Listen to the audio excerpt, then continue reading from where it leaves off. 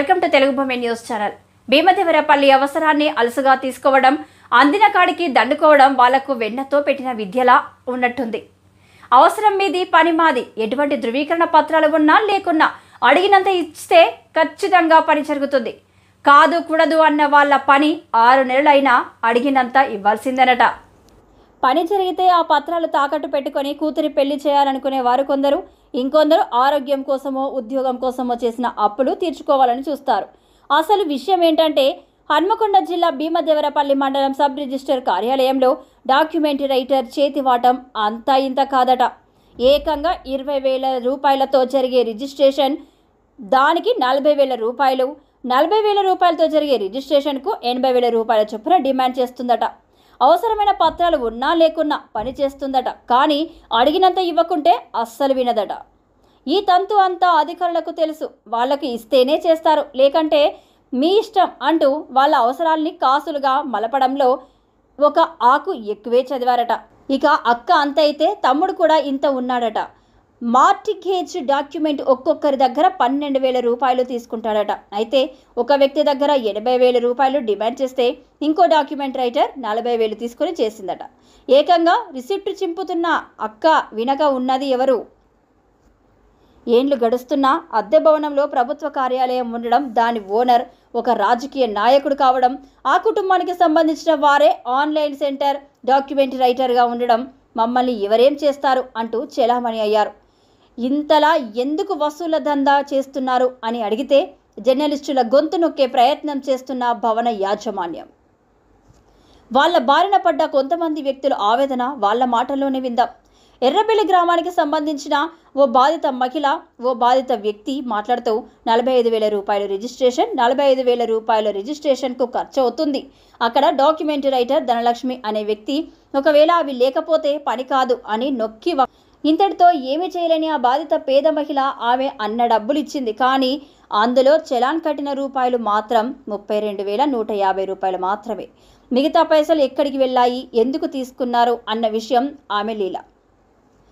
ఆమె చేస్తున్న తీరు సామాన్యులను ఎలా నడ్డి విరుస్తుందో ఇట్టే తెలిసిపోతుంది. అంతేకాకుండా ఆమె సొంతంగా ఓ చీటీ ఇచ్చి పై డీటీ వేసి 45,000 రూపాయలు తీసుకున్నట్టు ఆమె సిగ్నేచర్ పెట్టి మరీ రిసిప్ట్ ఇచ్చిన దానిని బాధిత మహిళ భద్రంగా దాచుకుంది.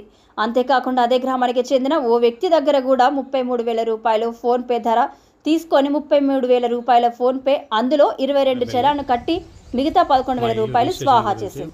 ఈ నిజాన్ని చెంపపెట్టు పెట్టే పరిస్థితి మండలంలో నెలకొంది. ఇప్పుడు ఏమంటావో రాజకీయ నాయకుడా, మమ్మల్ని సంస్థల నుండి తీసేసే ప్రయత్నం చేసిన నిజం ఆగదు. అన్యాయానికి బయటికి రాక తప్పదు. దానికి నువ్వు తప్పక సమాధానం చెప్పాల్సిన అవసరం తప్పదు.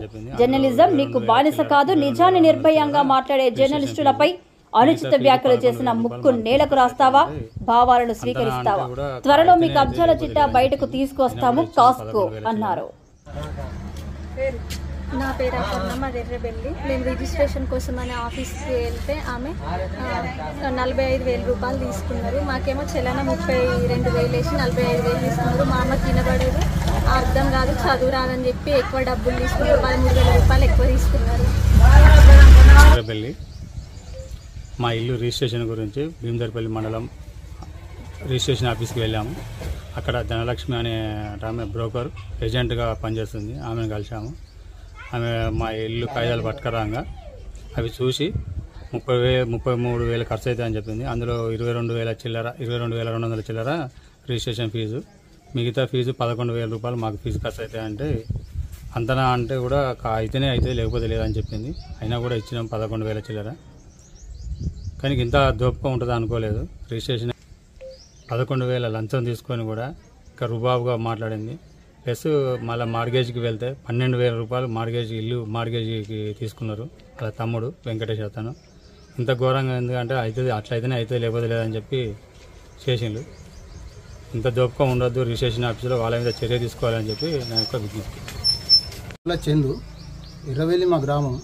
నేను ఇంటి రిజిస్ట్రేషన్ కొరకు రిజిస్టర్ ఆఫీస్కి వెళ్ళడం జరిగింది. నేను ఇల్లు రిజిస్ట్రేషన్ కొరకు మండలం రిజిస్టర్ ఆఫీస్కి పోతే ధనలక్ష్మి అనే టైం దగ్గరికి పోయినప్పుడు ఆమెకు అన్ని కాగితాలు పత్రాలు అన్నీ చూపించడం వలన ఇది అనుమతి పత్రం మీద ఈ కొత్త వచ్చిన బ్లూ ప్రింట్ మీద కూడా ఇప్పుడున్న విఆర్ఓ సంతకం కావాలంటే ఆయన పెట్టనన్నాడు. పాత మాజీ అంటే అయిపోయిన 2000 సంవత్సరంలో ఉన్న ఆయన కొన్ని సిగ్నేచర్ చేయించుకొని వచ్చినా కూడా వాళ్ళు అమౌంట్ అడగడం జరిగింది. 80,000 రూపాయలు అడిగింది ఆమె అక్షరాల. నాకు అక్కడ కరెక్ట్ అనిపించక వేరే పక్క పాయింట్ ఉండే డాక్యుమెంట్ ఆమె దగ్గర పోయి రిజిస్ట్రేషన్ చేయడం జరిగింది. అక్కడ 36,000 రూపాయలతోనే అయిపోయింది. ఈమె 80,000 రూపాయలు అడిగింది.